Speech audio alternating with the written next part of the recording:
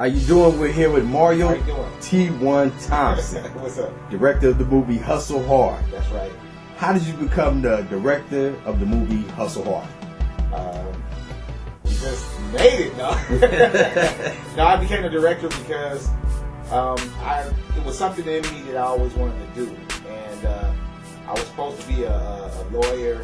You know, my family wanted me to be a lawyer and everything. And my real passion was in entertainment. I started off in music, recording and mixing. And that's where my forte was. Now I have a new forte, which is directing. I have a passion about filmmaking and the whole process of putting it together. And I have visions that I want to share, but I don't want to be a director that just has projects out just for the sake of making money. That is the bottom line, money. This is corporate America, right. Worldwide, even outside of America. But my main thing is I want to do projects that have a lot of it. I want to have some type of message in it, word of God in it, or something to give somebody something they can learn from. You know what I'm saying? Yeah, I understand. So tell me about the dream. I mean, the dream that came all together with the movie. Yeah. Okay. Well, the dream, I remember it a little bit, but all I remember is we just all of a sudden it's like we had. Basically, this is what happened. I was in the rap game for many years, and it was all negative, pretty much what we were putting out. And I got to a point where my career in the rap world was only going so far, and I kept saying to myself, well, I don't understand this. It don't make sense. 2 + 2 is 4, but this is not adding up. So I got to a point where I prayed to the Lord. I asked God to show me what I needed to do, and then I realized, everything I was doing was all negative and street, and I was saying, well, there's got to be a way that I could do something that's real.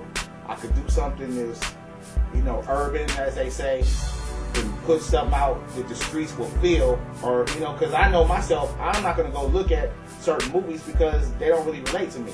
So I didn't at the time.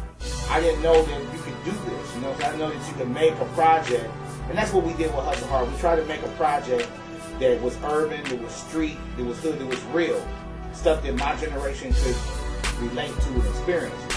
And at the same time, we wanted to kind of minister with it. You know what I'm saying? We wanted to talk about issues, and we wanted the younger generation to kind of think about some things. But I didn't think that I was the type of person to make, like, per se, a Christian film. But I feel that I was the type of person that could make a street film and maybe guide some street people toward the Word of God, or at least make them think about how they live in their life. Being a director, how do you bring people together and have them understand your vision? Well, the way I do it is I pray. I ask God to just give me the guidance and the wisdom. But in addition to that, I basically get my group together. I think, Erica, if you remember when we first got together, we had we had all the actors together, and we pretty much was isolated. And I basically I came at them as like a acting coach or acting teacher, and explained to them what we're trying to do. I tried to make them be behind the camera just as a director would, and let them know what I would be expecting, what I would be needing. And then it's like all I had to do was, we only had to talk once about that. Once we kind of shared information, and I really everybody was just open to receive and listen to what I needed. And that was my I guess that was my secret to getting the stuff out of the actors, was to Egos. Did you have to deal with egos? Oh man, well, I had to deal with egos more, not so much from my actors, but more from the staff around me. The staff around me had more egos. Some people wanted to tell me, oh, you need to shoot it this way. I'm like, well, I haven't shot it my way yet, so how can I shoot it your way? I'll be happy to shoot it your way, but first I got to get the shot that I was here to get. Once that's done, I don't mind getting some other ideas, because this is the thing. a person or a director particularly, he has to get what he came for. But at the same time, he has to be open, and some directors aren't. You have to be open to work with your actors. If they come to you and say, okay, you know what, I'm not feeling that, I don't think that's real, or I don't really like that, I could do it better if I did it this way, or let me try this. You need to be open, because that's going to make your project better. And that's how we had Erica playing Layla. That's when we had an explosion of her character, because she had the freedom to like just bring some extra stuff we were not expecting. So, and the same thing with Big Sight and everybody else. So, you know, the director has to be open, but he has to have some wisdom where he has to be firm also and get what he needs to get, you know. Making a movie is like Noah building the ark. Nobody believes in it until the flood hits. Now, since the flood has hit, do people believe in you more? Are people more ready and willing to be involved with what you're doing now? Yeah. Well, since we did everything, since we completed everything, I'm getting more phone calls now, and people actually talking about hiring me and everything, you know. So I learned a lot from doing the movie from start to finish, and it's like a ladder. Each time you go up one step and go up to the next step, you go higher and higher. I've been looking online with the projects that you've done, and I've seen a lot of hits. I've seen, you know, in the thousands where people have looked at some of the work that you put together. How does that make you feel? It makes me feel good, but it also makes me feel like I have a lot of work to do. But at the same time, it feels good, because it's like you look on there, you see 75,000 hits here, you see 20,000 hits on this one, even though the 5,000 hits help. So thank God for the internet.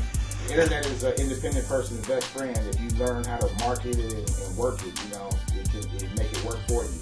So it feels good. I mean, we don't have big Hollywood budgets yet, but you know, we can't afford to wait for that to be thrown in our lap. So we have to go out here and grind, hit the streets, and make it happen ourselves. You know, and you know, that's the most important thing about learning from this. We did everything.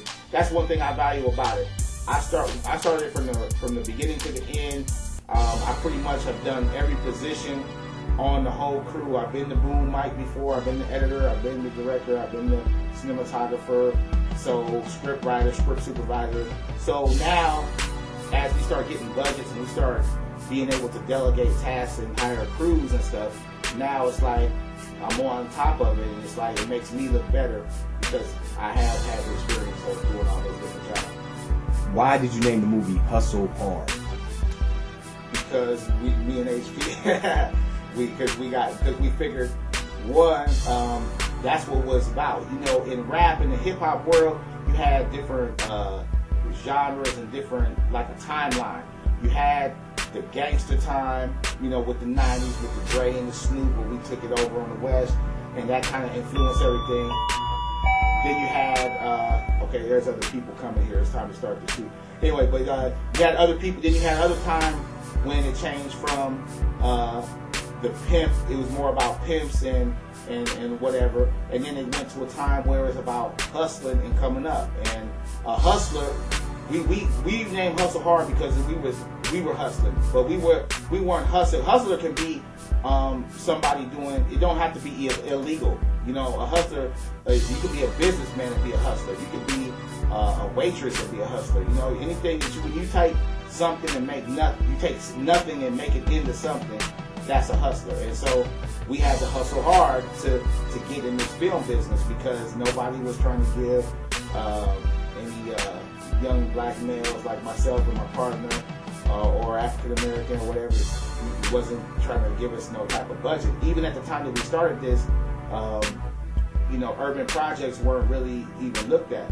Now they're hot as pancakes now because, you know, they relatively don't cost a lot to make and they can yield a lot. And then we got the soundtrack too. Don't forget, we got a lot of people to thank for the soundtrack.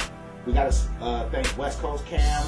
All these people believed in us, didn't give us a hard time about signing releases and asking for millions of dollars up front. West Coast Cam, DeMizza, my man KMG from my brother-in-law, My man Meninsky, he brought Casey and JoJo to the project. So we actually, and plus we Jodeci fans to the heart. So that was a dream come true to have Casey and JoJo on the soundtrack. Son from G Unit.